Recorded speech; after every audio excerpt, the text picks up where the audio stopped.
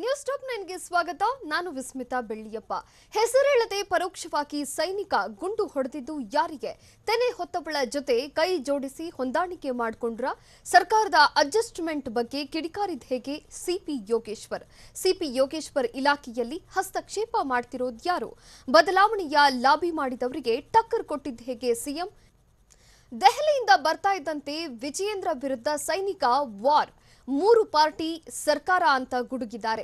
ನನ್ನ ಅಧಿಕಾರದಲ್ಲಿ ನನ್ನ ಮಗ ಹಸ್ತಕ್ಷೇಪ ಮಾಡಿದ್ರೆ ಸಹಿಸಲ್ಲ ಅಂತ ವಾಗ್ದಾಳಿ ನಡೆಸಿದ್ದಾರೆ. ಇದೆಲ್ಲವನ್ನ ನೋಡೋಣ. ಸಿಡಿದೆದ್ದ ಸೈನಿಕ ನ್ಯೂಸ್ ಟಾಪ್ 9ನಲ್ಲಿ. ಸಿಪಿ ಯೋಗೇಶ್ವರ್ ದೆಹಲಿ ಭೇಟಿಗೆ ಅಸಲಿ ಕಾರಣ ಸಿಕ್ಕಿದೆ. ಸಚಿವರಾದ ಮೇಲೂ ಯೋಗೇಶ್ವರ್ಗೆ ಸಮಸ್ಯೆ ಉಂಟಾಗಿರೋ ಅನುಮಾನ ಕಾಡ್ತಾ ಇದ್ದು, ಯೋಗೇಶ್ವರ್ ಇಲಾಖೆಯಲ್ಲಿ ಸಮಸ್ಯೆ ಕೊಡ್ತಿದ್ದಾರಂತೆ. ಇದೇ ಕಾರಣಕ್ಕೆ ಸಿಪಿ ಯೋಗೇಶ್ವರ್ ದೆಹಲಿಗೆ ಭೇಟಿ ನೀಡಿದ್ದು, ವಿಜಯೇಂದ್ರ ಹಸ್ತಕ್ಷೇಪ ಇರೋದಕ್ಕೆ ಯೋಗೇಶ್ವರ್ ಕಿಡಿಕಾರಿದ್ದಾರೆ.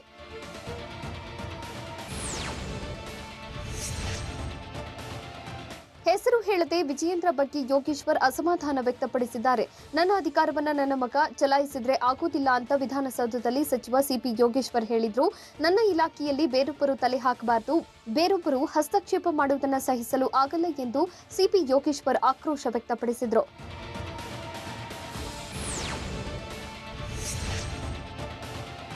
ಅಡ್ಜಸ್ಟ್ಮೆಂಟ್ ಪಾಲಿಟಿಕ್ಸ್ ಬಗ್ಗೆ ಸಚಿವ ಸಿಪಿ ಯೋಗೇಶ್ವರ್ ಕಿಡಿಕಾರಿದ್ರು.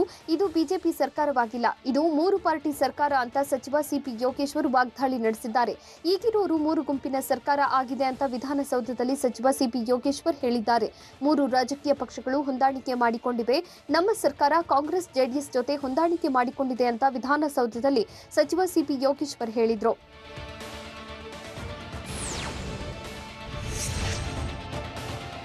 ಮುಖ್ಯಮಂತ್ರಿ ಬದಲಾವಣೆ ನನ್ನ ಮೂಲ ಉದ್ದೇಶವಲ್ಲ, ಮುಖ್ಯಮಂತ್ರಿಯನ್ನ ಬದಲಿಸುವಷ್ಟು ಶಕ್ತಿ ನನಗೆ ಇಲ್ಲ ಅಂತ ಸಚಿವ ಸಿಪಿ ಯೋಗೇಶ್ವರ್ ಹೇಳಿದ್ದಾರೆ. ನಾನು ದೆಹಲಿಗೆ ಹೋಗ್ತಾ ಇರ್ತೇನೆ, ಬರ್ತಾ ಇರ್ತೇನೆ. ಎಲ್ಲಾ ವಿಚಾರಗಳನ್ನ ಬಹಿರಂಗವಾಗಿ ಹೇಳಲು ಆಗಲ್ಲ. ಮುಂದಿನ ದಿನಗಳಲ್ಲಿ ಎಲ್ಲಾ ವಿಚಾರಗಳು ಗೊತ್ತಾಗುತ್ತೆ ಅಂತ ಸಿಪಿ ಯೋಗೇಶ್ವರ್ ಹೇಳಿದ್ರು.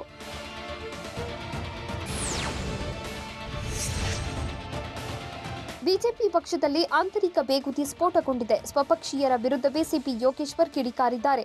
ಪಕ್ಷದ ಕೆಲ ಸ್ನೇಹಿತರು ನನ್ನ ಬಗ್ಗೆ ಮಾತನಾಡುತ್ತಿದ್ದಾರೆ, ಅವರಿಂದ ಯಾರು ಮಾತನಾಡಿಸುತ್ತಿದ್ದಾರೆಂದು ಗೊತ್ತಿದೆ ಅಂತ ಯೋಗೇಶ್ವರ್ ಹೇಳಿದ್ದಾರೆ.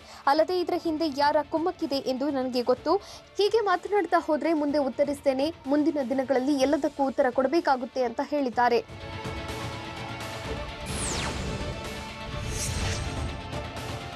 ಸಚಿವ ಸಿಪಿ ಯೋಗೇಶ್ವರ್ ವಿರುದ್ಧವೇ ಹುನ್ನಾರ ನಡೆದಿರೋ ಅನುಮಾನ ಕಾಡ್ತಾ ಇದೆ. ಸರ್ಕಾರದಲ್ಲಿ ಕೆಲವರ ವಿರುದ್ಧವೇ ಸೈನಿಕ ಏಕಾಏಕಿ ಗುಡುಗಿದ್ದು, ಸಿಪಿವೈ ಹೇಳಿಕೆ ಬೆನ್ನಲ್ಲೇ ಬಿಜೆಪಿಯಲ್ಲಿ ಆಂತರಿಕ ಸಮಸ್ಯೆ ಬಹಿರಂಗವಾಗಿದೆ. ತನ್ನ ವಿರುದ್ಧವೇ ನಡೀತಿರೋ ಕುಮ್ಮಕ್ಕಿನ ವಿರುದ್ಧ ಸಿಪಿವೈ ಗುಡುಗಿದ್ದು, ಸಿಎಂ ಬದಲಾವಣೆ ಬೇಗಿಯಲ್ಲಿ ಮತ್ತೊಂದು ಸಮಸ್ಯೆ ಸ್ಫೋಟಗೊಂಡಿದೆ.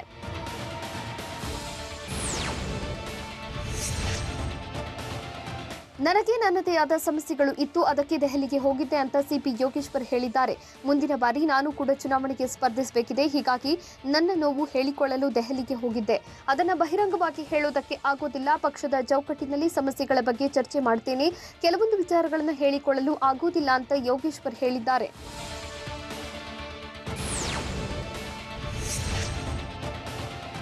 ನಾಯಕತ್ವ ಬದಲಾವಣೆ ವಿಚಾರ ಏಕೆ ಚರ್ಚೆ ಆಯಿತು ಅನ್ನೋದ್ರ ಬಗ್ಗೆ ನನಗೆ ಗೊತ್ತಿಲ್ಲ ಅಂತ ಸಚಿವ ಸಿಪಿ ಯೋಗೇಶ್ವರ್ ಪ್ರಶ್ನಿಸಿದ್ದಾರೆ. ವಿಧಾನಸೌಧದಲ್ಲಿ ಮಾತನಾಡಿದ ಸಚಿವ ಸಿಪಿ ಯೋಗೇಶ್ವರ್, ನಾನು ಯಾವಾಗಲೂ ದೆಹಲಿಗೆ ಹೋಗ್ತೀನಿ, ಬರ್ತೀನಿ. ಯಾವ ವಿಚಾರಕ್ಕೆ ಹೋದೆ ಎಂದು ಹೇಳಲು ಹೋಗಲ್ಲ. ಏಕೆ ಹೋದೆ ಎಂದು ಮುಂದಿನ ದಿನದಲ್ಲಿ ಹೇಳ್ತೇನೆ ಅಂತ ತಿಳಿಸಿದ್ದಾರೆ.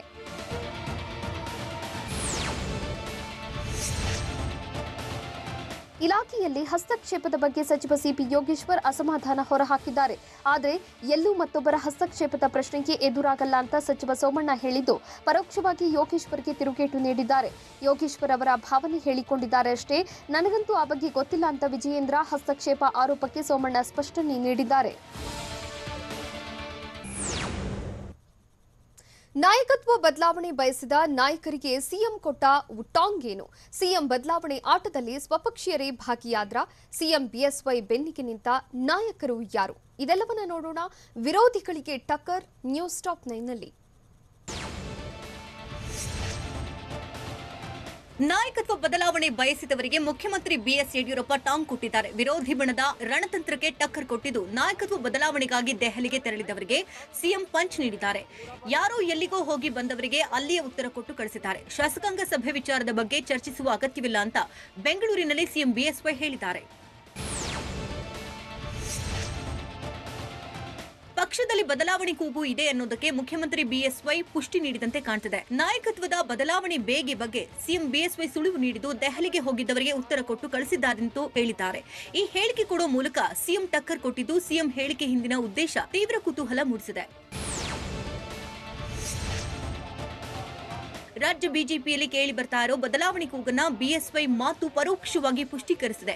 ನಾಯಕತ್ವದ ಬದಲಾವಣೆ ಆಟದಲ್ಲಿ ಸ್ವಪಕ್ಷೀಯರೇ ಭಾಗಿಯಾಗಿದ್ದಾರೆ ಅಂತ ಮುಖ್ಯಮಂತ್ರಿ ಬಿಎಸ್ವೈ ಹೇಳಿದ್ದು ಬದಲಾವಣೆ ಆಟವಾಡ್ತಿದ್ದಾರೆ ಅನ್ನೋದನ್ನ ಒಪ್ಪಿಕೊಂಡಿದ್ದಾರೆ.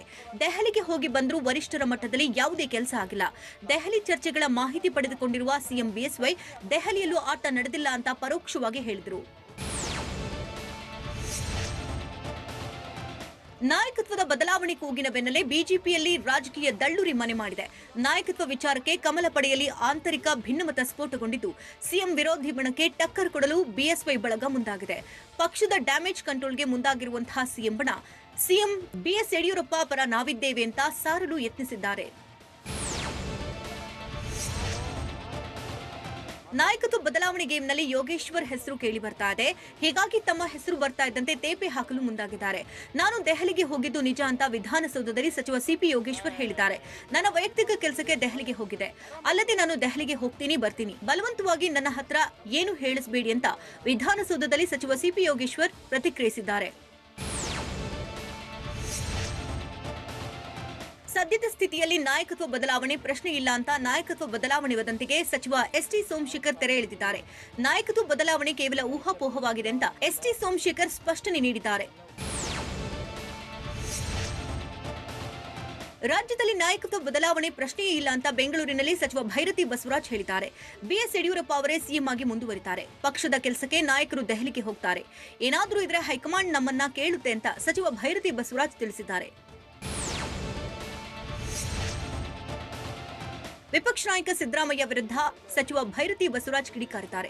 ರಾಜ್ಯದಲ್ಲಿ ನಾಯಕತ್ವ ಬದಲಾವಣೆ ಪ್ರಶ್ನೆಯೇ ಇಲ್ಲ, ಯಡಿಯೂರಪ್ಪನವರೇ ಸಿಎಂ ಆಗಿ ಮುಂದುವರಿತಾರೆ ಎಂದಿರುವಂತಹ ಭೈರತಿ ಬಸವರಾಜ್ ಸಿದ್ದರಾಮಯ್ಯ ಅವರು ಕೂಡ ಜವಾಬ್ದಾರಿಯುತವಾಗಿ ಮಾತನಾಡಬೇಕು ಅಂತ ಆಗ್ರಹಿಸಿದರು. ಅಲ್ಲದೆ ಸಿದ್ದರಾಮಯ್ಯ ಜ್ಯೋತಿಷಿಯಲ್ಲ, ನಾಯಕತ್ವ ಬದಲಾವಣೆ ಬಗ್ಗೆ ಅವರಿಗೆ ಹೇಳಿದ್ಯಾರು ಅಂತ ಪ್ರಶ್ನೆ ಮಾಡಿದ್ದಾರೆ. ತೇರದಾಳ ಬಿಜೆಪಿ ಶಾಸಕ ಸಿದ್ದು ಸವದಿ ಕೂಡ ಮುಖ್ಯಮಂತ್ರಿ ಬಿಎಸ್ ಯಡಿಯೂರಪ್ಪ ಪರ ಬ್ಯಾಟ್ ಬೀಸಿದ್ದಾರೆ. ವಿಧಾನಸೌಧದಲ್ಲಿ ಮಾತನಾಡಿದ ಸಿದ್ದು ಸವದಿ ರಾಜ್ಯದಲ್ಲಿ ಸಿಎಂ ಬದಲಾವಣೆ ಇಲ್ಲ ಅಂತ ತಿಳಿಸಿದ್ರು. ದೆಹಲಿಗೆ ಯಾಕೆ ಹೋಗಿದ್ದಾರೆ ಅನ್ನೋದು ಗೊತ್ತಿಲ್ಲ, ನಮ್ಮ ನಾಯಕರು ಏನಿದ್ರು ಯಡಿಯೂರಪ್ಪನವರೇ ಅಂತ ಹೇಳಿದ್ದಾರೆ. ಬೆಂಗಳೂರಿನಲ್ಲಿ ರೆಡ್ ಟೇಪ್ ಅಂಟಿಸಿದ್ರು ಕೇರ್ ಮಾಡ್ತಿಲ್ವಾ ಸೋಂಕಿತರು? ರಾಜ್ಯದ ವಿವಿಧೆಡೆ ವ್ಯಾಕ್ಸಿನ್ಗೆ ಮುಗಿಬಿದ್ದ ಜನರು. ಲಾಕ್ಡೌನ್ ಇದ್ರೂ ಬೆಂಗಳೂರಲ್ಲಿ ಕರಗ ಆಚರಣೆ ಮಾಡಿದ್ದಾರೆ. ಇದೆಲ್ಲವನ್ನ ನೋಡೋಣ ಕೊರೋನಾ ಘಾತ ನ್ಯೂಸ್ ಟಾಪ್ 9ನಲ್ಲಿ. ಬೆಂಗಳೂರಿನಲ್ಲಿ ಬಿಬಿಎಂಪಿ ಕ್ರಮಕ್ಕೆ ಕೆಲವೆಡೆ ಕಾಸಿನ ಕಿಮ್ಮತ್ತು ಇಲ್ಲದಂತಾಗಿದೆ. ರೆಡ್ ಟೇಪ್ ಅಂಟಿಸಿ ಕ್ವಾರಂಟೈನ್ ಮಾಡಿ ಬಂದ್ರೆ ಮನೆ ಮಾಲೀಕರು ಅದನ್ನು ಕಿತ್ತು ಎಸೆದಿದ್ದಾರೆ. ಜಯನಗರದ 37ನೇ ಕ್ರಾಸ್ನಲ್ಲಿ ಸೋಂಕಿತರು ಹೊರ ಹೋಗುವುದನ್ನು ತಡೆಯಲು ಗೇಟ್ ಮುಂಭಾಗ ರೆಡ್ ಟೇಪ್ ಅಳವಡಿಸಲಾಗಿತ್ತು. ಆದರೆ ಮನೆ ಮಾಲೀಕರು ರೆಡ್ ಟೇಪ್ ತೆಗೆದು ಹಾಕಿದ್ದಾರೆ.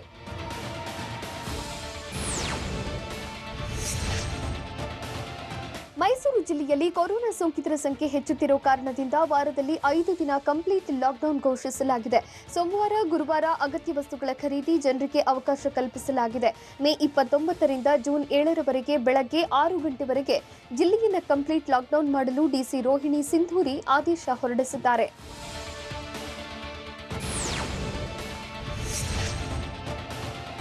ಮಂಡ್ಯ ಮೆಡಿಕಲ್ ಕಾಲೇಜಿನ ಎದುರು ಮಗು ಸಾವು ಪ್ರಕರಣ ಸತ್ಯಾಂಶ ತಿಳಿಯಲು 4 ವೈದ್ಯರ ತಂಡ ರಚಿಸಲಾಗಿದೆ. ಮಂಡ್ಯ ಡಿಎಚ್ಒ ನೇತೃತ್ವದಲ್ಲಿ ವೈದ್ಯರ ಟೀಂ ರಚಿಸಲಾಗಿದ್ದು 24 ಗಂಟೆ ಒಳಗೆ ವರದಿ ನೀಡಲು ಜಿಲ್ಲಾಧಿಕಾರಿ ಸೂಚಿಸಿದ್ದಾರೆ. ನಿನ್ನೆ ಕುಟುಂಬವೊಂದರ ಸದಸ್ಯರ ಗರ್ಭಿಣಿಯನ್ನು ಕರೆತಂದಾಗ ಆಸ್ಪತ್ರೆ ಮುಂಭಾಗವೇ ಹೆರಿಗೆಯಾಗಿ ನವಜಾತ ಶಿಶು ಅಸುನೀಗಿತ್ತು. ಇದರಿಂದ ಕೆರಳಿದ್ದ ಕುಟುಂಬಸ್ಥರು ಆಸ್ಪತ್ರೆ ವಿರುದ್ಧ ಆಕ್ರೋಶ ವ್ಯಕ್ತಪಡಿಸಿದ್ರು. ಹೀಗಾಗಿ ಅಸಲಿ ಸತ್ಯ ತಿಳಿಯಲು ಡಿಸಿ ಅಶ್ವಥ್ ವೈದ್ಯರ ತಂಡ ನೇಮಿಸಿದೆ.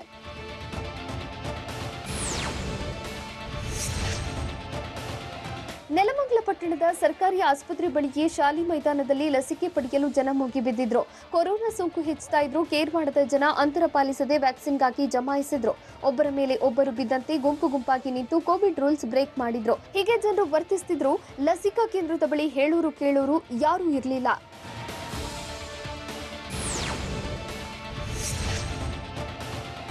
ಚಿಕ್ಕಮಗಳೂರು ಜಿಲ್ಲೆ ಮೂಡಿಗೆರೆ ತಾಲೂಕಿನ ನಿಡುವಾಳಿಯಲ್ಲಿ ವ್ಯಾಕ್ಸಿನ್ ಪಡೆಯಲು ಜನ ಜಾತ್ರೆಗೆ ನೆರೆದಿತ್ತು. ಗ್ರಾಮದ ಪ್ರಾಥಮಿಕ ಆರೋಗ್ಯ ಕೇಂದ್ರದ ಬಳಿ ಲಸಿಕೆ ಹಾಕಿಸಿಕೊಳ್ಳಲು 400ಕ್ಕೂ ಹೆಚ್ಚು ಮಂದಿ ಸಾಲಲ್ಲಿ ನಿಂತಿದ್ರು. ಲಸಿಕಾ ಕೇಂದ್ರದಲ್ಲಿ ಕೇವಲ 50 ಜನರಿಗೆ ಮಾತ್ರ ವ್ಯಾಕ್ಸಿನ್ ಲಭ್ಯವಿದ್ರು. 400ಕ್ಕೂ ಹೆಚ್ಚು ಜನ ಕ್ಯೂನಲ್ಲಿ ಕಾದ್ರು.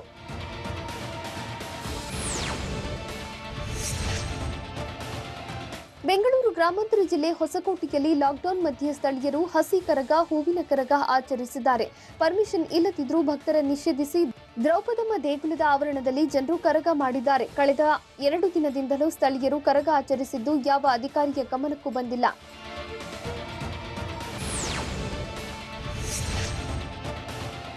ಧಾರವಾಡ ನಗರದ ಬಹುತೇಕ ಮಾರ್ಕೆಟ್ಗಳು ಜನರಿಂದ ತುಂಬಿ ತುಳುಕಿದ್ವು. ಜೂನ್ 7ರವರೆಗೆ ಜಿಲ್ಲೆಯಲ್ಲಿ ಲಾಕ್ಡೌನ್ ಜಾರಿಯಲ್ಲಿದ್ದು, ಇಂದಿನಿಂದ 3 ದಿನ ಮಧ್ಯಾಹ್ನ 12 ಗಂಟೆವರೆಗೆ ಜಿಲ್ಲಾಡಳಿತ ಖರೀದಿಗೆ ಅವಕಾಶ ಕಲ್ಪಿಸಿದೆ. ಹೀಗಾಗಿ ಮಾರ್ಕೆಟ್ನತ್ತ ಬಂದ ಜನ ತರಕಾರಿ, ದಿನಸಿ, ಮಾಂಸ ಕೊಳ್ಳಲು ಮುಗಿಬಿದ್ದಿದ್ರು.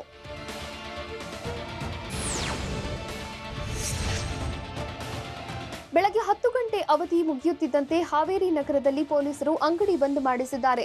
ಅಗತ್ಯ ವಸ್ತು ಖರೀದಿಗಿದ್ದ ಸಮಯ ಮುಗಿಯುತ್ತಿದ್ದಂತೆ ಫೀಲ್ಡ್ಗೆ ಇಳಿದ ಖಾಕಿ ಟೀಮ್ ಶಾಪ್ಗಳನ್ನು ಕ್ಲೋಸ್ ಮಾಡಿದ್ದಾರೆ. ಈ ವೇಳೆ ಪೊಲೀಸರನ್ನ ಕಂಡ ಕೆಳ ಅಂಗಡಿಗಳ ಮಾಲೀಕರು ಸ್ವತಃ ತಾವೇ ಅಂಗಡಿಗಳನ್ನು ಮುಚ್ಚಿದ್ರು.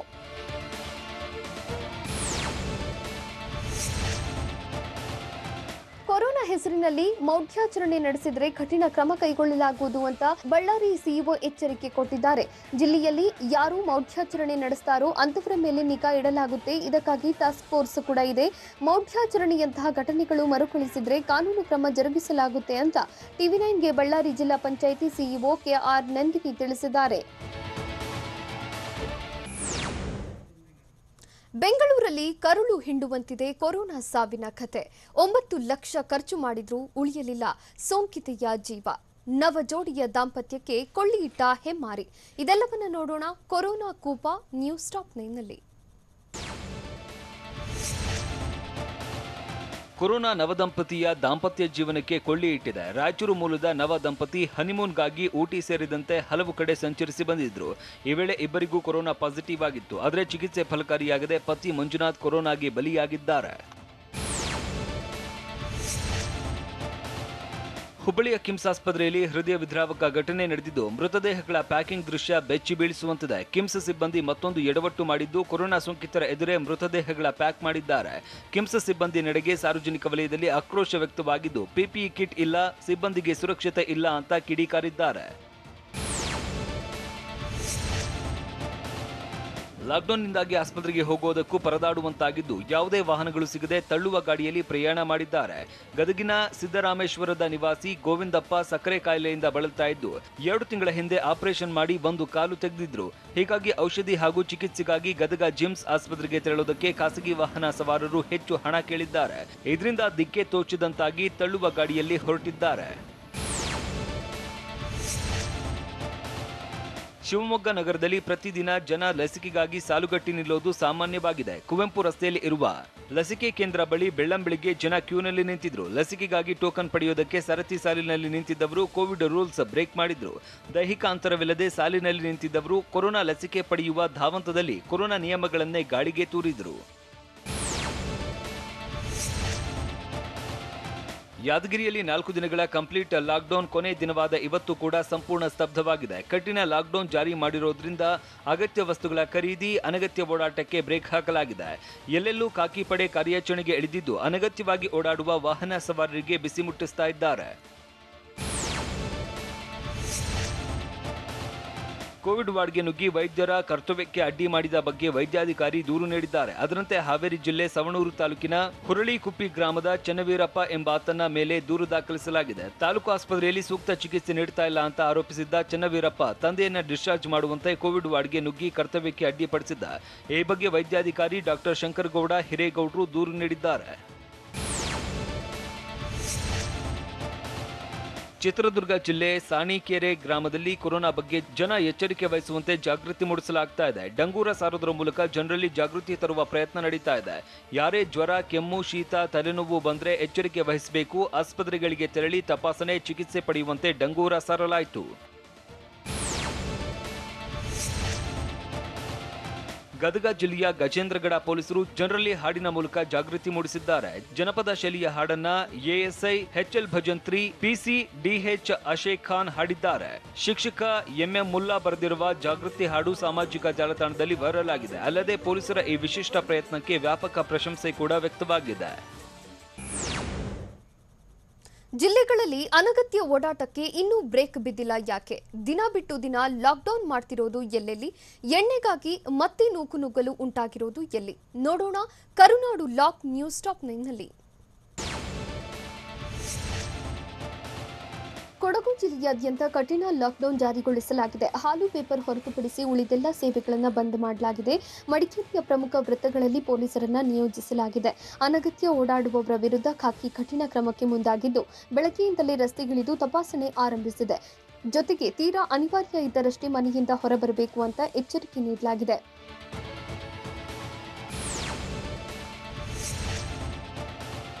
ಕೊರೋನಾ ನಿಯಂತ್ರಣಕ್ಕೆ ಚಿತ್ರದುರ್ಗ ಜಿಲ್ಲಾಡಳಿತ ಹೊಸ ನಿಯಮ ಜಾರಿ ಮಾಡಿದೆ. ದಿನ ಬಿಟ್ಟು ದಿನ ಸಂಪೂರ್ಣ ಲಾಕ್ಡೌನ್ ಜಾರಿಯಾಗಿದೆ. ಮೇ 7ರವರೆಗೆ ದಿನ ಬಿಟ್ಟು ದಿನ ಸಂಪೂರ್ಣ ಲಾಕ್ಡೌನ್ ಇರಲಿದೆ. ಕಠಿಣ ನಿಯಮದಲ್ಲಿ ತರಕಾರಿ ಮಾರುಕಟ್ಟೆ, ದಿನಸಿ ಅಂಗಡಿ, ಮಾಂಸದ ಅಂಗಡಿಗೆ ತೆರೆಯಲು ಅವಕಾಶವಿಲ್ಲ. ತುರ್ತು ಸೇವೆಗಳನ್ನು ಹೊರತುಪಡಿಸಿ ಉಳಿದ ಚಟುವಟಿಕೆಗಳು ನಿಷೇಧಕ್ಕೆ ಹೇರಲಾಗಿದೆ.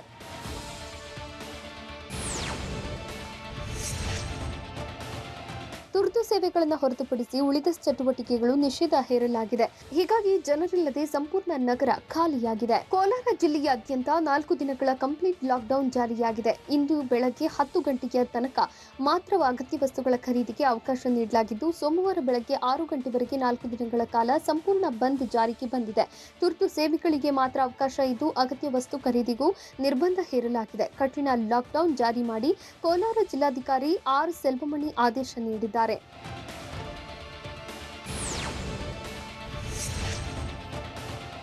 ಗ್ರಾಮೀಣ ಭಾಗಗಳಲ್ಲಿ ಸೋಂಕು ತಡೆಯಲು ಲಾಕ್ಡೌನ್ ನಿಯಮಗಳನ್ನು ಮತ್ತಷ್ಟು ಕಠಿಣಗೊಳಿಸಲಾಗ್ತಾ ಇದೆ. ಕಲಬುರಗಿ ಜಿಲ್ಲೆಯಲ್ಲೂ 4 ದಿನಗಳ ಸಂಪೂರ್ಣ ಬಂದ್ ಜಾರಿಗೆ ಬಂದಿದೆ. ಸೋಮವಾರ ಬೆಳಗ್ಗೆ 6 ಗಂಟೆವರೆಗೆ ಕಂಪ್ಲೀಟ್ ಲಾಕ್ಡೌನ್ ಜಾರಿಯಲ್ಲಿದೆ. ಹೀಗಾಗಿ ಕಲಬುರಗಿ ನಗರದಲ್ಲಿ ವ್ಯಾಪಾರ ವಹಿವಾಟು ಸಂಪೂರ್ಣ ಬಂದ್ ಆಗಿದ್ದು, ತುರ್ತು ಸೇವೆಗಳಿಗೆ ಮಾತ್ರ ಅವಕಾಶ ಇದ್ದು, ಅನಗತ್ಯವಾಗಿ ಹೊರಬಂದರೆ ವಾಹನ ಸೀಸ್ ಮಾಡಿ ದಂಡ ವಿಧಿಸಲಾಗ್ತಾ ಇದೆ.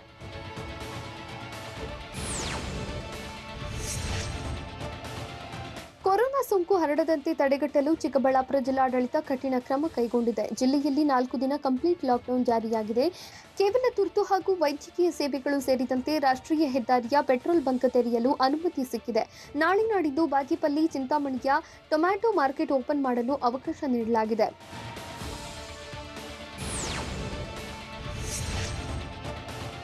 ಚಾಮರಾಜನಗರ ಜಿಲ್ಲೆಯಲ್ಲಿ ಇಂದಿನಿಂದ 4 ದಿನಗಳ ಸಂಪೂರ್ಣ ಲಾಕ್ಡೌನ್ ಜಾರಿಯಾಗಿದೆ. ಹಾಲು, ಹಣ್ಣು, ತರಕಾರಿ, ಎಪಿಎಂಸಿ, ವೈದ್ಯಕೀಯ ಸೇವೆ ಹೊರತುಪಡಿಸಿದ ಉಳಿದ ಸೇವೆಗಳಿಗೂ ನಿರ್ಬಂಧ ಹೇರಲಾಗಿದೆ. 10 ಗಂಟೆವರೆಗೆ ಮಾತ್ರ ಮಾರಾಟಕ್ಕೆ ಅವಕಾಶ ನೀಡಿದ್ದು, ನಂತರ ಯಾರೂ ರಸ್ತೆಗಿಳಿಯುವಂತಿಲ್ಲ. ಶುಕ್ರವಾರ, ಶನಿವಾರ, ಭಾನುವಾರ ದಿನಸಿ ಖರೀದಿಗೆ ಅವಕಾಶ ನೀಡಿದ್ದು, ಜೂನ್ 7ರವರೆಗೆ ಜಿಲ್ಲೆಯಲ್ಲಿ ಕಠಿಣ ಲಾಕ್ಡೌನ್ ಜಾರಿಯಲ್ಲಿರಲಿದೆ.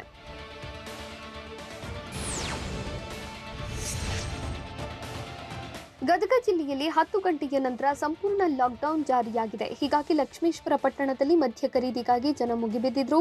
ಬೆಳಗ್ಗೆಯಿಂದಲೇ ಮದ್ಯಪ್ರಿಯರು ವೈನ್ ಶಾಪ್ ಮುಂದೆ ಸಾಲುಗಟ್ಟಿ ನಿಂತಿದ್ರು. ಅಕ್ಕಪಕ್ಕದ ತಾಲೂಕಿನ ಜನ ಕೂಡ ಲಕ್ಷ್ಮೇಶ್ವರ ಪಟ್ಟಣದ ವೈನ್ ಶಾಪ್ ಮುಂದೆ ಹಾಜರಿದ್ರು. ಎಣ್ಣೆ ಖರೀದಿ ಭರಾಟೆಯಲ್ಲಿ ಕೋವಿಡ್ ನಿಯಮಗಳನ್ನು ಗಾಳಿಗೆ ತೂರಿದ್ದ ಮದ್ಯಪ್ರಿಯರು ಗುಂಪಾಗಿ ಸೇರಿದ್ರು.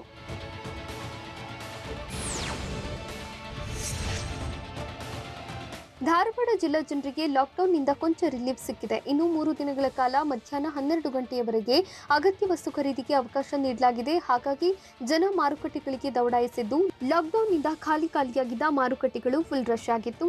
ದಿನಸಿ, ಮಾಂಸ, ತರಕಾರಿಗೆ ಅವಕಾಶ ನೀಡಲಾಗಿದೆ. ಹೀಗಾಗಿ ಫೀಲ್ಡ್ಗಿಳಿದ ಡಿಸಿಪಿ ರಾಮರಾಜನ್ ಅನಗತ್ಯ ವಾಹನಗಳ ಓಡಾಟಕ್ಕೆ ಬ್ರೇಕ್ ಹಾಕೋದ್ರೊಂದಿಗೆ ಬಡಾವಣೆಗಳಲ್ಲಷ್ಟೇ ತರಕಾರಿ ಮಾರುವಂತೆ ಸೂಚನೆ ನೀಡಿದರು. ಲಾಕ್ಡೌನ್ನಿಂದ ಮನೆಯಲ್ಲಿ ಕೂರದ ಯುವಕರು ಕ್ರಿಕೆಟ್ ಆಟಕ್ಕಿಳಿದಿದ್ರು. ಮೈಸೂರಿನಲ್ಲಿ ರೂಲ್ಸ್ ಬ್ರೇಕ್ ಮಾಡಿ ಕ್ರಿಕೆಟ್ ಆಟ ಆಡ್ತಿದ್ದವರಿಗೆ ಖಾಕಿ ಬಿಸಿ ಮುಟ್ಟಿಸಿದೆ. ಮೈಸೂರಿನ ದೊಡ್ಡಕೆರೆ ಮೈದಾನದಲ್ಲಿ ಕ್ರಿಕೆಟ್ ಆಡ್ತಾ ಇದ್ದ ಯುವಕರು ಪೊಲೀಸ್ ಜೀಪ್ ಬರ್ತಿದ್ದಂತೆಯೇ ದಿಕ್ಕಾಪಾಲಾಗಿ ಓಡಿ ಹೋಗಿದ್ದಾರೆ. 10ಕ್ಕೂ ಹೆಚ್ಚು ಯುವಕರು ಸೇರಿ ಕ್ರಿಕೆಟ್ ಆಡ್ತಾ ಇದ್ರು. ಪರಿಶೀಲನೆಗಾಗಿ ನಜರ್ಬಾದ್ ಸಬ್ ಇನ್ಸ್ಪೆಕ್ಟರ್ ಸಿದ್ದೇಶ್ ಸ್ಥಳಕ್ಕೆ ಆಗಮಿಸ್ತಾ ಇದ್ದಂತೆ ಯುವಕರ ಗುಂಪು ಓಡಿ ಹೋಗಿದೆ. 2DG ಡ್ರಗ್ಸ್ ಮಾರ್ಕೆಟ್ಗೆ ಬಂತ. ದೇಶದಲ್ಲಿ ಲಸಿಕೆ ನೀಡಿಕೆಯು 20 ಕೋಟಿ ದಾಟಿದ್ಯಾ? ಬಾಬಾ ರಾಮದೇವ್ ವಿರುದ್ಧ ಕೇಸ್ ದಾಖಲಿಸಲು ಹೇಳಿದ್ಯಾರು? ನೋಡೋಣ ನ್ಯಾಷನಲ್ ನ್ಯೂಸ್ ಟಾಪ್ 9ನಲ್ಲಿ. ಡಿಆರ್ಡಿಒ ಅಭಿವೃದ್ಧಿಪಡಿಸಿರುವ ಕೊರೋನಾ ವೈರಸ್ ವಿರುದ್ಧದ ಡ್ರಗ್ 2DGಯ 2ನೇ ಬ್ಯಾಚ್ ಅನ್ನು ಇಂದು ಬಿಡುಗಡೆ ಮಾಡಲಾಗುತ್ತೆ. ಸುಮಾರು 10,000 ಪ್ಯಾಕೆಟ್ಗಳನ್ನು ಹೈದರಾಬಾದ್ನ ಡಾಕ್ಟರ್ ರೆಡ್ಡಿಸ್ ಲ್ಯಾಬೊರೇಟರಿ ಬಿಡುಗಡೆ ಮಾಡುತ್ತೆ. ಕೊರೋನಾ ರೋಗಿಗಳ ಬಳಕೆಗೆ 2DG ಡ್ರಗ್ಸ್ ಇನ್ಮುಂದೆ ಲಭ್ಯವಾಗಲಿದೆ. ಆದರೆ ICMR 2DG ಡ್ರಗ್ ಅನ್ನ ಇನ್ನು ಕೊರೋನಾ ಚಿಕಿತ್ಸೆಯ ಡ್ರಗ್ಗಳ ಮಾರ್ಗಸೂಚಿಯಲ್ಲಿ ಸೇರಿಸಿಲ್ಲ. ಇದರ ಬಗ್ಗೆ ಇನ್ನೂ ಹೆಚ್ಚಿನ ಸಾಕ್ಷ್ಯಾಧಾರಗಳು ಬೇಕು ಅಂತ ICMR ಹೇಳಿದೆ. ಭಾರತದಲ್ಲಿ ಕೊರೋನಾ ಲಸಿಕೆ ನೀಡಿಕೆಯು 20 ಕೋಟಿ ಡೋಸ್ ಗಡಿ ದಾಟಿದೆ. ವಿಶ್ವದಲ್ಲಿ 20 ಕೋಟಿ ಡೋಸ್ ಲಸಿಕೆ ನೀಡಿರುವ 2ನೇ ರಾಷ್ಟ್ರ ಭಾರತವಾಗಿದೆ. ಜನವರಿ 16ರಿಂದ ಭಾರತದಲ್ಲಿ ಕೊರೋನಾ ವೈರಸ್ ವಿರುದ್ಧದ ಲಸಿಕೆ ನೀಡಲಾಗುತ್ತದೆ. ಆಗಸ್ಟ್ ಅಂತ್ಯದ ವೇಳೆಗೆ ಭಾರತದಲ್ಲಿ 51 ಕೋಟಿ ಡೋಸ್ ಲಸಿಕೆಯನ್ನ ನೀಡುವ ಗುರಿ ಹಾಕಿಕೊಳ್ಳಲಾಗಿದೆ. ರಷ್ಯಾದ ಸ್ಪುಟ್ನಿಕ್ ಲಸಿಕೆಯನ್ನ ದೆಹಲಿಗೆ ಪೂರೈಸಲು ರಷ್ಯಾ ಆಸಕ್ತಿ ತೋರಿದೆ ಅಂತ ದೆಹಲಿ ಸಿಎಂ ಅರವಿಂದ್ ಕೇಜ್ರಿವಾಲ್ ಹೇಳಿದ್ದಾರೆ. ಸ್ಪುಟ್ನಿಕ್ ಲಸಿಕೆಯ ಕಂಪನಿಯ ಜೊತೆಗೆ ದೆಹಲಿ ಸರ್ಕಾರದ ಅಧಿಕಾರಿಗಳು ಮಾತುಕತೆ ನಡೆಸುತ್ತಿದ್ದಾರೆ. ಈಗಾಗಲೇ ಫೈಜರ್, ಮಾಡರ್ನಾ ಕಂಪನಿಗಳು ನೇರವಾಗಿ ರಾಜ್ಯ ಸರ್ಕಾರಗಳಿಗೆ ಕೊರೋನಾ ಲಸಿಕೆ ಪೂರೈಸಲು ನಿರಾಕರಿಸಿವೆ. ಮಾಡರ್ನಾ ಕಂಪನಿಯ ಬಳಿ ಲಸಿಕೆಯ ಹೆಚ್ಚುವರಿ ದಾಸ್ತಾನು ಇಲ್ಲ. ಫೈಜರ್ ಕಂಪನಿಯು ಏನಿದ್ರು ಭಾರತ ಸರ್ಕಾರದ ಜೊತೆಗೆ ಮಾತ್ರವೇ ವ್ಯವಹಾರ ಮಾಡುವುದಾಗಿ ಹೇಳಿದೆ. ಒಂದ್ ವೇಳೆ ಪಾಕಿಸ್ತಾನವು ದಾಳಿ ಮಾಡಿದ್ರೆ ರಾಜ್ಯಗಳಿಗೆ ನಿಮ್ಮ ರಾಜ್ಯಗಳನ್ನ ನೀವೇ ರಕ್ಷಣೆ ಮಾಡಿಕೊಳ್ಳಿ ಅಂತ ಹೇಳ್ಬಿಡಲಾಗುತ್ತೆ ಅಂತ ದೆಹಲಿ ಸಿಎಂ ಅರವಿಂದ್ ಕೇಜ್ರಿವಾಲ್ ಪ್ರಶ್ನೆ ಮಾಡಿದ್ದಾರೆ. ಉತ್ತರ ಪ್ರದೇಶಕ್ಕೆ ನಿಮ್ಮದೇ ಆದ ಯುದ್ಧ ಟ್ಯಾಂಕರ್ ವ್ಯವಸ್ಥೆ ಮಾಡಿಕೊಳ್ಳಿ ಅಂತ ಹೇಳ್ತೀರಾ ಅಂತ ಕೇಂದ್ರ ಸರ್ಕಾರವನ್ನ ಅರವಿಂದ್ ಕೇಜ್ರಿವಾಲ್ ಪ್ರಶ್ನೆ ಮಾಡಿದ್ದಾರೆ. ರಾಜ್ಯಗಳೇ ಕೊರೋನಾ ವೈರಸ್ ವಿರುದ್ಧದ ಲಸಿಕೆಯ ವ್ಯವಸ್ಥೆ ಮಾಡಿಕೊಳ್ಳಬೇಕೆಂದು ಬಿಟ್ಟಿರುವುದಕ್ಕೆ ಅರವಿಂದ್ ಕೇಜ್ರಿವಾಲ್ ಈ ಪ್ರಶ್ನೆ ಕೇಳಿದ್ದಾರೆ. ಸೆರಮ್ ಇನ್ಸ್ಟಿಟ್ಯೂಟ್ ಆಫ್ ಇಂಡಿಯಾದ ಕೋವಿಶೀಲ್ಡ್ ಹಾಗೂ ಭಾರತ್ ಬಯೋಟೆಕ್ ಕಂಪನಿಯ ಕೋವ್ಯಾಕ್ಸಿನ್ ಲಸಿಕೆಗಳ ಪರಿಣಾಮಕಾರಿತನದ ಬಗ್ಗೆ ಇದೀಗ ICMR ಅಧ್ಯಯನ ನಡೆಸಲಿದೆ. ಮುಂದಿನ ವಾರದಿಂದ ಲಸಿಕೆಗಳ ಪರಿಣಾಮಕಾರಿತನದ ಬಗ್ಗೆ ಅಧ್ಯಯನ ನಡೆಸಲಿದೆ. ಈಗಾಗಲೇ ಲಸಿಕೆ ಪಡೆದಿರುವ ಸುಮಾರು 4,000 ಜನರನ್ನ ಸರ್ವೆ ಮಾಡಲಾಗುತ್ತೆ ಅಂತ ICMR ನ್ಯಾಷನಲ್ ಇನ್ಸ್ಟಿಟ್ಯೂಟ್ ಆಫ್ ಎಪಿಡೆಮಾಲಜಿಯ ಹಿರಿಯ ವಿಜ್ಞಾನಿ ತರುಣ್ ಭಟ್ನಾಗರ್ ಹೇಳಿದ್ದಾರೆ. ಯೋಗ ಗುರು ಬಾಬಾ ರಾಮದೇವ್ ವಿರುದ್ಧ ದೇಶದ್ರೋಹದ ಕೇಸ್ ದಾಖಲಿಸಬೇಕು ಅಂತ ಇಂಡಿಯನ್ ಮೆಡಿಕಲ್ ಅಸೋಸಿಯೇಷನ್ ಪ್ರಧಾನಿ ಮೋದಿಗೆ ಪತ್ರ ಬರೆದಿದೆ. ಕೊರೋನಾ ಲಸಿಕೆ ಹಾಗೂ ಕೋವಿಡ್ ಚಿಕಿತ್ಸಾ ವಿಧಾನಗಳ ವಿರುದ್ಧ ಬಾಬಾ ರಾಮದೇವ್ ಮಾತನಾಡಿದ್ದಾರೆ ಅಂತ ಉತ್ತರಾಖಂಡ್ ರಾಜ್ಯದ IMA ಹೇಳಿದೆ. ಬಾಬಾ ರಾಮದೇವ್ ವಿರುದ್ಧ 1,000 ಕೋಟಿ ರೂಪಾಯಿ ಮಾನನಷ್ಟ ಮೊಕದ್ದಮೆ ದಾಖಲಿಸುವುದಾಗಿಯೂ IMA ಹೇಳಿದೆ. ಮುಂಬೈನ ಧಾರಾವಿ ಸ್ಲಂನಲ್ಲಿ ಕೊರೋನಾದ ಹೊಸ ಕೇಸ್ಗಳಲ್ಲಿ ಭಾರೀ ಕುಸಿತವಾಗಿದೆ. ಕಳೆದ 24 ಗಂಟೆಗಳಲ್ಲಿ ಧಾರಾವಿ ಸ್ಲಂನಲ್ಲಿ ಕೇವಲ 3 ಕೊರೋನಾ ಪಾಸಿಟಿವ್ ಪ್ರಕರಣಗಳು ಪತ್ತೆಯಾಗಿದೆ. ಧಾರಾವಿ ಸ್ಲಂನಲ್ಲಿ ಇದೀಗ 62 ಕೊರೋನಾ ಸಕ್ರಿಯ ಪ್ರಕರಣಗಳು ಮಾತ್ರ ಇವೆ. ಅಮೆರಿಕಕ್ಕೆ 5 ದಿನಗಳ ಕಾಲ ಭೇಟಿ ನೀಡಿರುವ ಭಾರತದ ವಿದೇಶಾಂಗ ಸಚಿವ ಜೈಶಂಕರ್ ಲಸಿಕೆಯ ಪೂರೈಕೆ ಬಗ್ಗೆ ಅಮೆರಿಕದ ಸಚಿವರು, ಅಧಿಕಾರಿಗಳು, ಕಂಪನಿಗಳೊಂದಿಗೆ ಮಾತುಕತೆ ನಡೆಸುತ್ತಿದ್ದಾರೆ. ನಾಳೆ ಅಮೆರಿಕದ ವಿದೇಶಾಂಗ ಕಾರ್ಯದರ್ಶಿ ಬ್ಲಿಂಕಿನ್ ಜೊತೆಗೆ ಮಾತುಕತೆ ನಡೆಸಲಿದ್ದಾರೆ. ಅಮೆರಿಕದಿಂದ ಹೆಚ್ಚಿನ ಲಸಿಕೆಯ ಕಚ್ಚಾ ವಸ್ತುಗಳನ್ನು ಪೂರೈಸುವ ಬಗ್ಗೆ ಮಾತುಕತೆ ನಡೆಸಲಿದ್ದಾರೆ. ಕೊರೋನಾ ವೈರಸ್ ಮೂಲದ ಪತ್ತೆಗೆ ಅಮೆರಿಕದ ಅಧ್ಯಕ್ಷ ಜೋ ಬೈಡನ್ ಆದೇಶ ನೀಡಿದ್ದಾರೆ. ಅಮೆರಿಕದ ಗುಪ್ತಚರ ವಿಭಾಗ CIAಗೆ ಈ ಬಗ್ಗೆ ಜೋ ಬೈಡನ್ ಆದೇಶ ಕೊಟ್ಟಿದ್ದಾರೆ. 90 ದಿನಗಳ ಒಳಗಾಗಿ ತನಿಖಾ ವರದಿ ನೀಡುವಂತೆ ಜೋ ಬೈಡನ್ ಸೂಚಿಸಿದ್ದಾರೆ. ಚೀನಾದ ಮೂಲದ ಕಂಪನಿಯ ಬಗ್ಗೆಯೂ ಅಮೆರಿಕದ CIA ತನಿಖೆ ನಡೆಸಿ ವರದಿ ನೀಡಲಿದೆ. ಧೋನಿ ಬೈಗುಳದ ಬಗ್ಗೆ ದೀಪಕ್ ಚಹರ್ ಹೇಳಿದ್ದೇನು? ನನ್ನ ಯಶಸ್ಸಿಗೆ ಕೋಚ್ ದ್ರಾವಿಡ್ ಕಾರಣ ಎಂದು ಹೇಳಿದ್ಯಾರು? ದೃಶ್ಯಂ 3 ಸಿನಿಮಾದಲ್ಲಿ ಯಾವೆಲ್ಲ ಬಿಗ್ ಸ್ಟಾರ್ಸ್ ಇರಲಿದ್ದಾರೆ? ಇವೆಲ್ಲವನ್ನ ನೋಡೋಣ ಎಂಟರ್ಟೈನ್ಮೆಂಟ್ ನ್ಯೂಸ್ ಟಾಪ್ 9ನಲ್ಲಿ. ಮಹೇಂದ್ರ ಸಿಂಗ್ ಧೋನಿ ನನಗೆ ಮೈದಾನದಲ್ಲಿ ಸಾಕಷ್ಟು ಬಾರಿ ಬೈದಿದ್ದಾರೆ. ಹೀಗಾಗಿಯೇ ನಾನು ನನ್ನ ತಪ್ಪುಗಳನ್ನು ತಿದ್ದಿಕೊಂಡು ಒಬ್ಬ ಅತ್ಯುತ್ತಮ ಬೌಲರ್ ಆಗಿ ಇಂದು ನಿಮ್ಮ ಮುಂದೆ ನಿಂತಿದ್ದೇನೆ ಎಂದು ಸಿಎಸ್ಕೆ ವೇಗಿ ದೀಪಕ್ ಚಹರ್ ಹೇಳಿದ್ದಾರೆ. ಧೋನಿ ಯಾವಾಗಲೂ ನೀನು ನನ್ನ ಪವರ್ ಪ್ಲೇ ಬೌಲರ್ ಎಂದು ಹೇಳ್ತಾರೆ. ಅನೇಕ ಪಂದ್ಯಗಳಲ್ಲಿ ಮೊದಲನೇ ಓವರ್ ಮಾಡುವ ಅವಕಾಶಗಳನ್ನು ಧೋನಿ ನನಗೆ ನೀಡಿದ್ದಾರೆ ಅಂತ ಚಹರ್ ತಿಳಿಸಿದ್ದಾರೆ.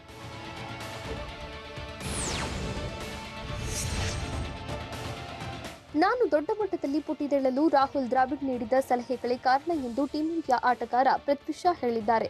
ಸುಮಾರು 2-3 ವರ್ಷಗಳ ಕಾಲ ದ್ರಾವಿಡ್ ಸರ್ ತರಬೇತಿಯಲ್ಲಿ ಕ್ರಿಕೆಟ್ ಆಡಿದ್ದೆ. ನೀನು ನಿನ್ನ ಸ್ವಾಭಾವಿಕ ಆಟವನ್ನು ಆಡು, ಮುಂದಿನ ದಿನಗಳಲ್ಲಿಯೂ ಕೂಡ ಬ್ಯಾಟಿಂಗ್ ವೈಖರಿ ಬದಲಾಗಬಾರದು ಎಂದು ದ್ರಾವಿಡ್ ಸಲಹೆ ನೀಡಿದ್ದನ್ನು ಪೃಥ್ವಿ ನೆನೆದುಕೊಂಡಿದ್ದಾರೆ.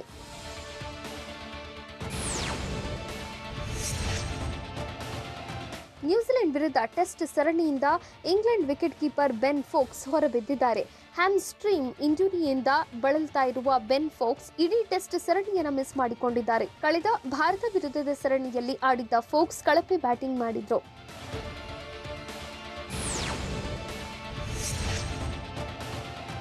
ಜೂನ್ 10ರಂದು ನಡೆಯಲಿರೋ ನ್ಯೂಜಿಲೆಂಡ್ ಹಾಗೂ ಇಂಗ್ಲೆಂಡ್ ಟೆಸ್ಟ್ ಪಂದ್ಯಕ್ಕೆ 18,000 ಪ್ರೇಕ್ಷಕರಿಗೆ ಅವಕಾಶ ನೀಡಲಾಗಿದೆ. ಬ್ರಿಟನ್ನಲ್ಲಿ ಕೊರೋನಾ ಕಡಿಮೆಯಾಗಿದ್ದು ಸಂಪೂರ್ಣ ಲಾಕ್ಡೌನ್ ತೆರವುಗೊಂಡಿದೆ. ಹೀಗಾಗಿ ಎಡ್ಜ್ ಬಸ್ಟರ್ನಲ್ಲಿ ನಡೆಯಲಿರೋ ಟೆಸ್ಟ್ ಪಂದ್ಯವನ್ನು 18,000 ಜನರು ವೀಕ್ಷಣೆ ಮಾಡಿದ್ದಾರೆ.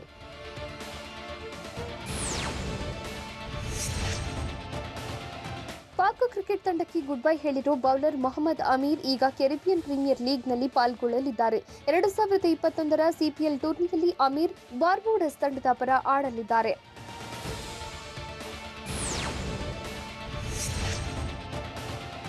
ಚಂದನ್ ರ್ಯಾಪ್ ಹಾಡುಗಳನ್ನು ಮಿಸ್ ಮಾಡಿಕೊಳ್ತಿದ್ದವರಿಗೆ ಸಿಹಿ ಸುದ್ದಿ ಕೊಟ್ಟಿದ್ದಾರೆ. ಚಂದನ್ ಶೆಟ್ಟಿ ಮತ್ತೊಂದು ಹಾಡು ರಿಲೀಸ್ಗೆ ಸಜ್ಜಾಗಿದ್ದಾರೆ. ಸಲಿಗೆ ಅನ್ನೋ ಈ ಹಾಡನ್ನ ಕೆನಡಾದಲ್ಲಿ ಶೂಟ್ ಮಾಡಲಾಗಿದೆ. 2019ರಲ್ಲಿ ಶೂಟಿಂಗ್ ಮಾಡಿದ ಈ ಹಾಡು ಕೊರೋನಾ ಕಾರಣಕ್ಕೆ ನಿಂತು ಹೋಗಿತ್ತು. ಆದ್ರೀಗ ಚಂದನ್ ಲಾಕ್ಡೌನ್ನಲ್ಲೇ ಹಾಡನ್ನ ರಿಲೀಸ್ ಮಾಡ್ತಿದ್ದಾರೆ.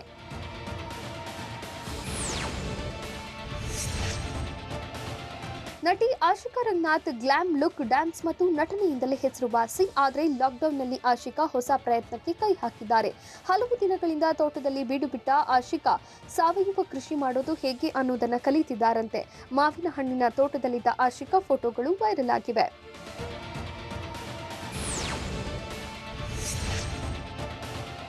ನಟ ಪ್ರಭಾಸ್ ಹಾಲಿವುಡ್ ಸಿನಿಮಾದಲ್ಲಿ ಅಭಿನಯಿಸುತ್ತಿದ್ದಾರೆ ಅನ್ನೋ ಸುದ್ದಿಗೆ ತೆರೆ ಬಿದ್ದಿದೆ. ಹಾಲಿವುಡ್ನ ಮಿಷನ್ ಇಂಪಾಸಿಬಲ್ 7 ಸಿನಿಮಾದಲ್ಲಿ ಪ್ರಭಾಸ್ ಅಭಿನಯಿಸುತ್ತಿದ್ದಾರೆ ಅಂತ ಹೇಳಲಾಗಿತ್ತು. ಈ ಬಗ್ಗೆ ಟ್ವಿಟರ್ನಲ್ಲಿ ಪ್ರತಿಕ್ರಿಯಿಸಿದ ನಿರ್ದೇಶಕ ಕ್ರಿಸ್ಟೋಫರ್ ಮೆಕ್ ಕ್ವಾರಿ, ಪ್ರಭಾಸ್ ಅದ್ಭುತ ಪ್ರತಿಭಾವಂತ, ಆದ್ರೆ ನಾವು ಭೇಟಿಯಾಗಿಲ್ಲ ಅಂತ ಹೇಳುವ ಮೂಲಕ ಈ ಸಿದ್ಧಿಗೆ ಫುಲ್ ಸ್ಟಾಪ್ ಇಟ್ಟಿದ್ದಾರೆ.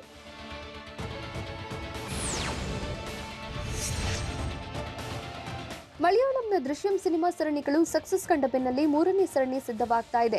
ನಿರ್ದೇಶಕ ಜಿತು ಜೋಸೆಫ್ ದೃಶ್ಯಂ 3 ಸರಣಿಗೆ ತಯಾರಿ ನಡೆಸುತ್ತಿದ್ದಾರೆ. ಈ ಚಿತ್ರದಲ್ಲಿ ಮೋಹನ್ ಲಾಲ್ ಜೊತೆಗೆ ಮತ್ತೊಬ್ಬ ಸೂಪರ್ ಸ್ಟಾರ್ ಅನ್ನ ಕರೆತರೋ ಪ್ಲಾನ್ನಲ್ಲಿದ್ದಾರೆ.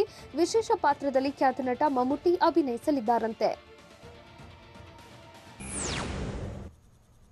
ಇದಾಗಿತ್ತು ಈ ಹೊತ್ತಿನ ನ್ಯೂಸ್ ಟಾಪ್ 9.